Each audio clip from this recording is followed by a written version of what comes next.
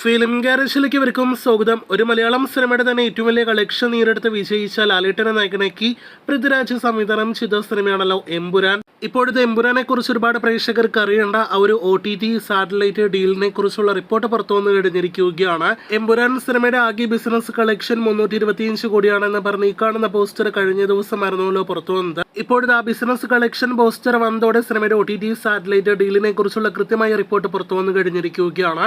അത് പ്രകാരം എമ്പുരാൻ എന്ന സിനിമയ്ക്ക് OTT സാറ്റലൈറ്റ് വിൽപ്പനയിലൂടെ റെക്കോർഡിലേക്ക്, അതോടൊപ്പം തന്നെ പ്രതീക്ഷ ലെവൽ ബിസിനസ് കളക്ഷനിലേക്ക് എത്തപ്പെടാനും കഴിഞ്ഞിട്ടില്ല എന്നാണ് നാം മനസ്സിലാക്കുന്നത്.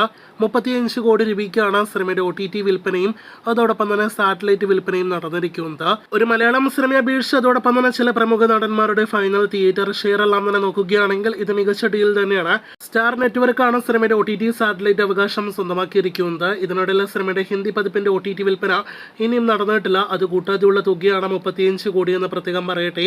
ലൂസിഫർ ആമസോൺ പ്രൈമിന്റേതായതുകൊണ്ട് ഒരു പക്ഷേ എമ്പുരാൻ എന്ന സിനിമ അവർ എടുക്കാനായിട്ട് മാക്സിമം ശ്രമിക്കും. അതുകൊണ്ട് തന്നെ ആമസോൺ പ്രൈമിലൂടെ എമ്പുരാൻ സിനിമയുടെ ഹിന്ദി പതിപ്പ് വരാനുള്ള സാധ്യതകൾ തള്ളിക്കളയാനായിട്ട് കഴിയില്ല. എന്തായാലും ഭാവിയിൽ അതിനെക്കുറിച്ചുള്ള റൈറ്റ്സ് എമൗണ്ട് അറിയാനായിട്ട് പ്രേക്ഷകർ കാത്തിരിക്കൂ. ഇപ്പോൾ കേട്ട 35 കോടിയേക്കാൾ നല്ലൊരു OTT സാറ്റലൈറ്റ് ഡീല് സിനിമയ്ക്ക് റിലീസിന് മുന്നേ ഉണ്ടായിരുന്നതാണ്. എന്നാൽ സിനിമയുടെ അണിയറ പ്രവർത്തകർ സിനിമയിൽ വിശ്വാസം അർപ്പിച്ച് തിയേറ്ററുകളിലേക്ക് എത്തിയതിനു ശേഷം OTT സാറ്റലൈറ്റ് വിൽപ്പന നടത്താം എന്നൊരു ശ്രമമാണ് ഇപ്പോഴത്തെ ഇങ്ങനൊരു ഡീലിലേക്ക് സിനിമ എത്തിച്ചേരാനുള്ള പ്രധാനപ്പെട്ട കാരണം. മലയാള സിനിമ കഴിഞ്ഞ ഒരു വർഷത്തിലേറെയായിട്ട് നേരിടുന്ന OTT ക്രൈസിസ്, അതോടൊപ്പം തന്നെ തിയേറ്ററുകളിലേക്ക് എത്തിയതിനു ശേഷമുള്ള എമ്പുരാന്റെ വിവാദം, ഒപ്പം തന്നെ രണ്ട് അഭിപ്രായങ്ങളെല്ലാം തന്നെ സിനിമയുടെ OTT സാറ്റലൈറ്റ് വിൽപ്പനയെ ബാധിച്ചു. പക്ഷേ സമീപകാലത്തെ ഒരു മലയാളം സിനിമയുടെ ഏറ്റവും മികച്ച ഡീലാണ് എമ്പുരാന്റെ പേരിൽ നടന്നത് എന്ന് പ്രത്യേകം പറയട്ടെ.